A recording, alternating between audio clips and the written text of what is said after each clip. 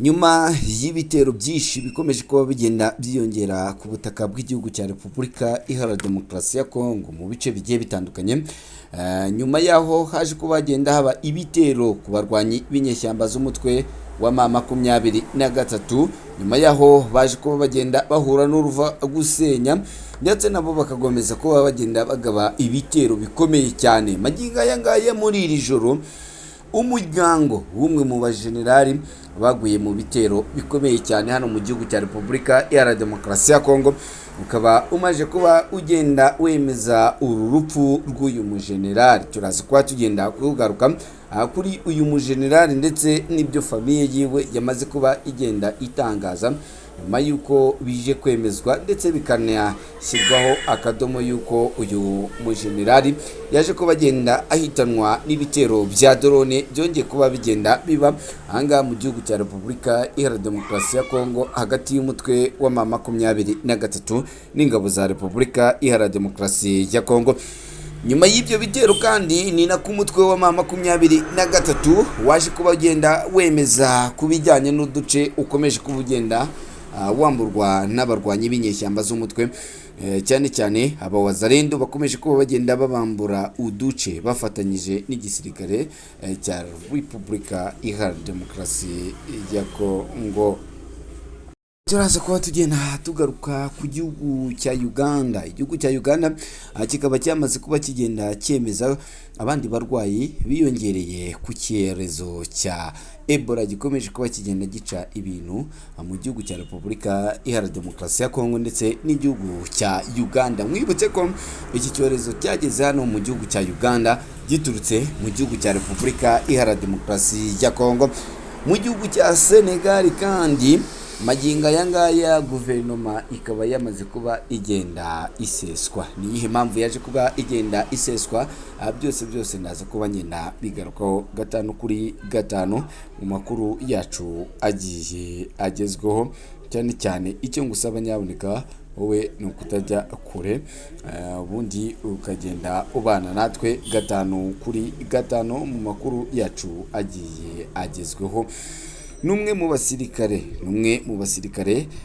bari baragiye bazonga umutwe w'inyeshyamba za M23, dore ko ari umwe mu bajenerali bakuru hano mu gisirikare cy'abawazarendo bagiye bagaba ibitero bikomeye cyane ku barwanyi b'inyeshyamba za M23. Akaba yarapfuye aguye mu gitero cya drone hano muri Ruvu. Ni amakuru yamaze kuba agenda ajya hanze yemezwa yuko nk'uko byaje kuba bigenda bicicikana mu burasirazuba bwa Repubulika Iharanira Demokarasi ya Kongo.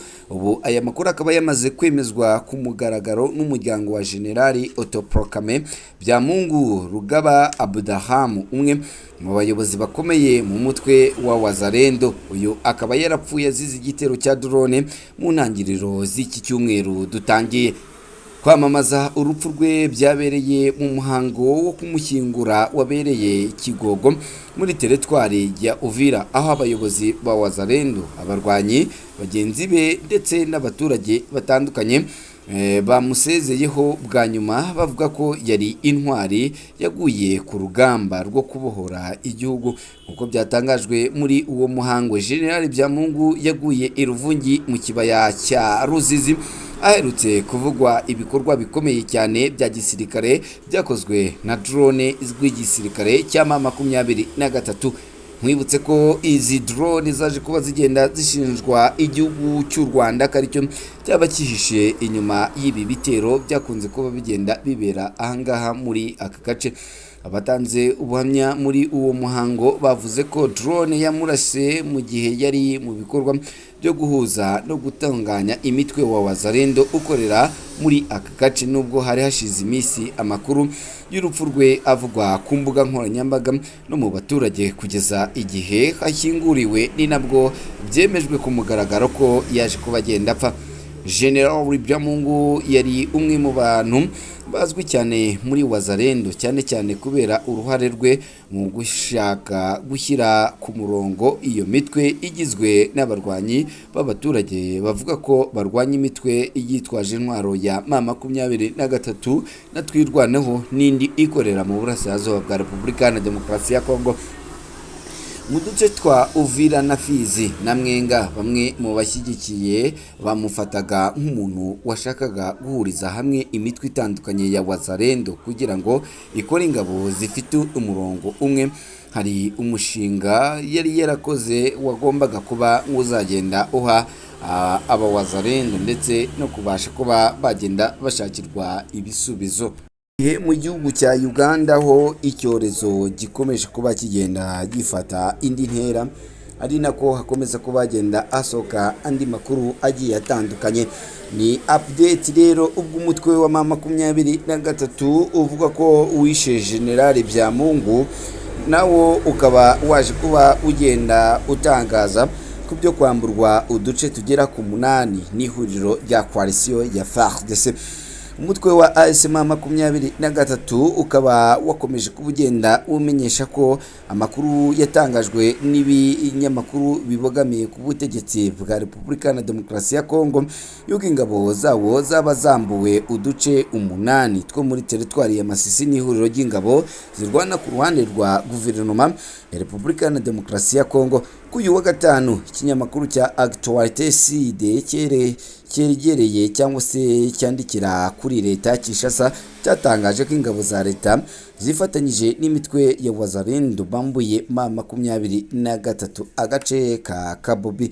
Imbere yako iki gitangazamakuru n'ibindi byegereye leta Kinshasa byo byari byatangaje ko M23 yatakaje agace ka Kinigi nako gaherereye muri teritwari ya Masisi, ndetse ko ziriya ngabo zikomeje gusatira agace k'ingenzi ka Rubaya gakungahaye ku mabuye y'agaciro acukurwa muri iki gihugu.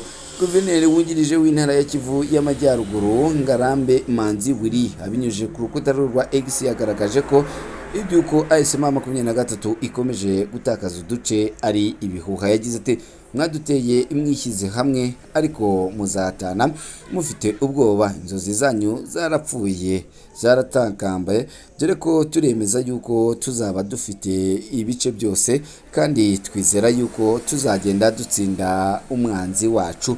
Uwo akaba ari Manzi Willy, guverineri wa Kivu y'Amajyaruguru, wazaga kuba agenda agaruka ku byo kuba barambuwe uduce n'abarwanyi ba Wazalendo.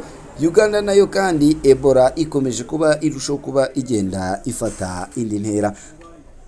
Ubutegetsi bwa Uganda bwatangaje ko muri iki gihugu hagaragaye abandi barwayi 3 bashya ba Ebola, bituma umubare wamaze kwemezwa ko babyanduye iki cyorezo ugera kuri 5 muri iki gihugu cya Uganda.